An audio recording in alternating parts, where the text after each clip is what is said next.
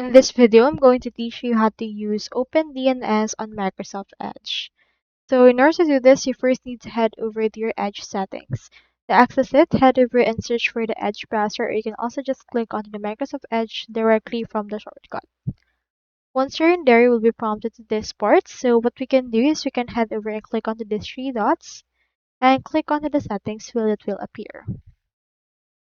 Once you're in there, you just need to navigate to the security settings. So proceed to the security settings available in here onto this part. Alternatively, you can click onto this search and search in here directly for DNS, and it should be able to show you in here some search results that actually supports this. You can see in here some certificates, and in here you can see the use secure DNS. For this, you can head over and then see this.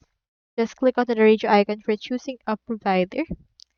Then enter it here custom provider that you wish to use.